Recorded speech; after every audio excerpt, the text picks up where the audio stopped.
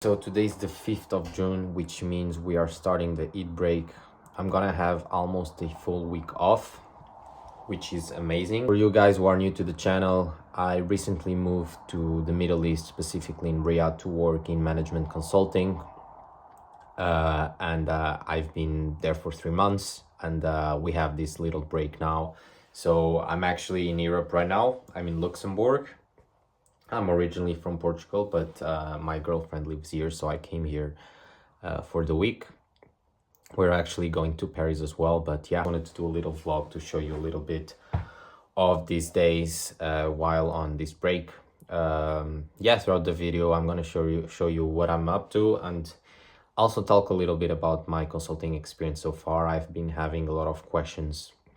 I've been receiving a lot of questions, people interested in knowing more about consulting in the Middle East, so I will try to address some points there. So we are starting the day with a morning run. It's actually already 11 a.m. The first point that I want to talk about is that if you are very into fitness and you have a very specific routine, you need to learn that when you join consulting, it's gonna be very hard to keep up. I thought it would be easy, but it's been quite challenging.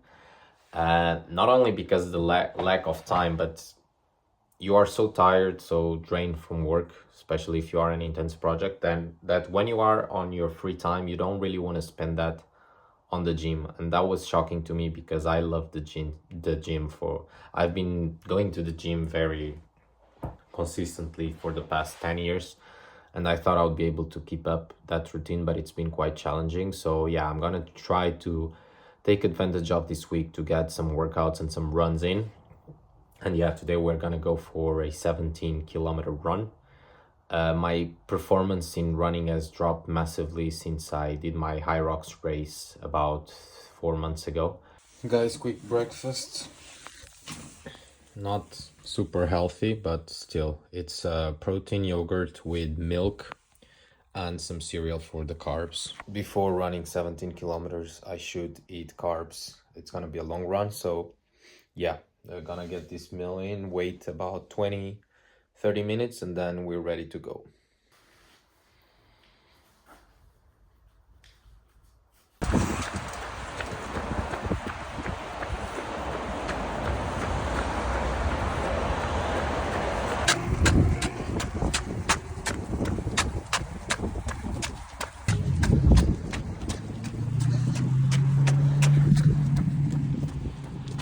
We have some chicken cooking, and we have here some pasta, some sort of carbonara. So looking very good. Let's dig in soon. So it's around 5 p.m. now, and I decided to go to the gym.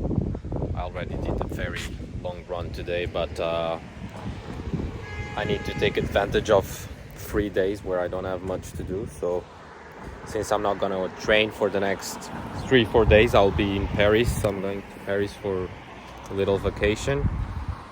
I'm gonna get a double session today, so we are gonna do back and biceps.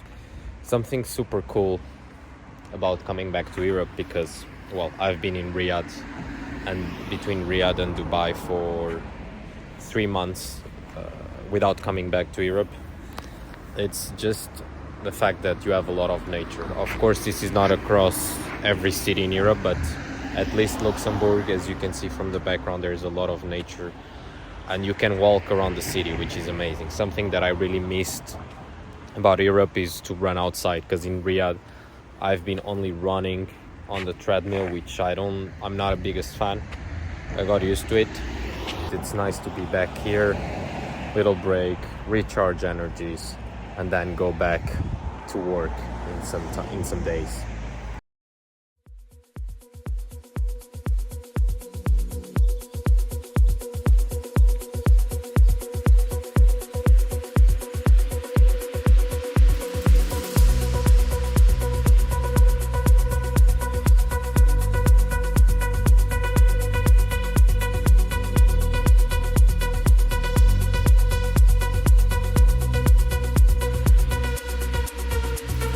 You can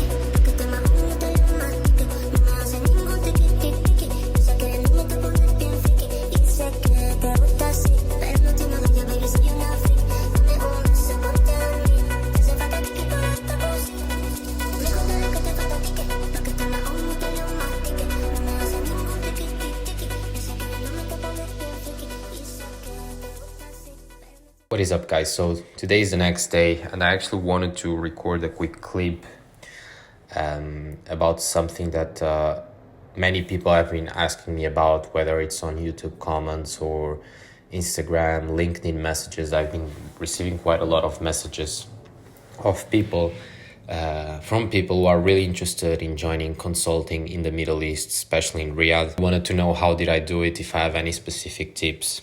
And I'll be very honest, guys, I don't think I have any secret tips to give you. I can give you my own experience, my own journey, how did I get there.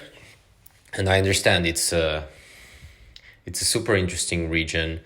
It's a very trendy region nowadays. Many people trying to make the move, especially young graduates.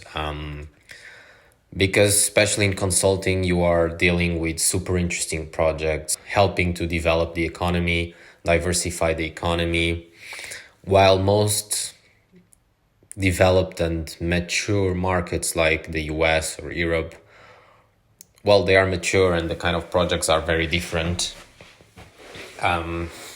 So of course it's a whole different experience to work in the Middle East. Of course, on top of that, the salaries are a huge plus. I mean, that's probably one of the main drivers people want to move here, because the salaries themselves are already very high, and because of the tax situation, you tend to save way more money than you would in Europe or the US.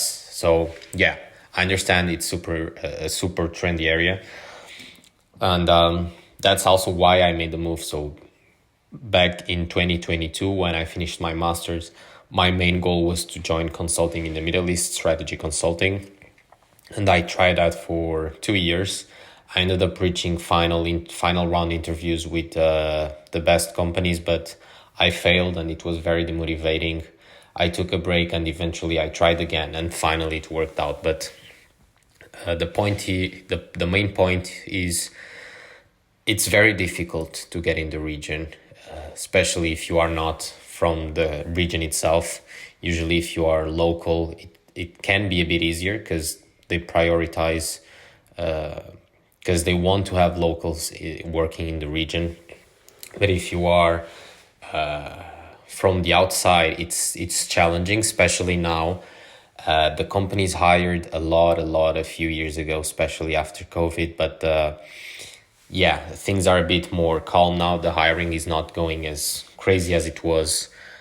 So it's more difficult to get in the region, but it's not impossible. From my own experience, I would say that there are 4 main things that made this possible for me, and I'm going to list them.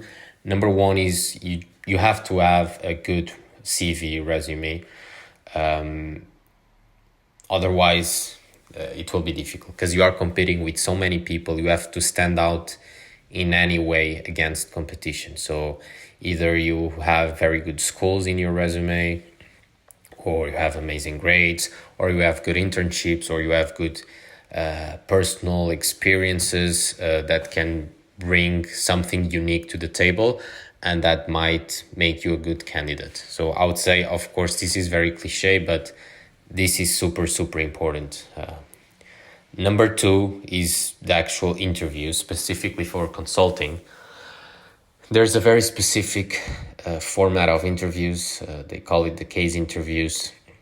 And usually if you are targeting a top consulting firm, you will do at least 4 case interviews, maybe even more, 5, 6 in some cases.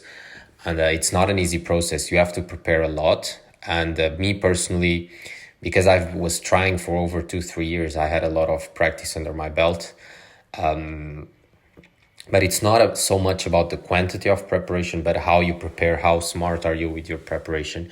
And there are many sources nowadays that can help you prepare. You can also hire a coach to help you prepare for these case interviews. I personally, the way I succeeded was to practice with other candidates. So there are websites like Prep Lounge and Case Coach where you can organize interview simulations with other candidates, where you interview someone and then that person interviews you. It's about 1 hour, one hour and a half per simulation, and it's probably the best way you can practice. But of course, there are many more ways you can do it. You can do your own research. Maybe I can do a special separate video about it, but at least that's how I did it. I did a lot of interviews, preparation interviews, so I would feel as comfortable as possible to any kind of case that would be in the real interview. Okay, and then the other two tips that I can give you is, number one, try to have a referral. Some people say this is key to secure an interview. Other people might disagree. Personally, I would not take the risk. All the applications I've done, I always try to have a referral, ideally from someone more senior. A partner, for example, would be ideal. If not, well, just try to get a friend or someone that you know that could refer you, because it just increases the chances of getting moving through the process. But of course, it's not guaranteed, and I don't know how important it is. But just in case, I always applied with referrals. And if you don't know anyone, you just have to cold outreach people on LinkedIn. It's a bit annoying, I know, but it is part of the process. And nowadays that I'm working in this company, I constantly get messages of people trying to get referrals or trying to get more about the company. So it's part of the process. And finally, number 4, also super important. Do not waste your application. Don't send your application at a random time of the year. Try to make sure it's a good time to apply. Try to reach out to a recruiter or see if they are actually hiring for that position at that time of the year. Because when you apply, if you get rejected, sometimes you have to wait more than a year to apply again. So you don't want to waste your application. And just make sure that when you are applying, it's a good time to apply, okay? So those are the 4 main tips that I can give you based on my own personal experience. I'm not saying this will secure you an offer, but at least this is what it worked for me. I can definitely make another video more detailed on how could you potentially get an offer.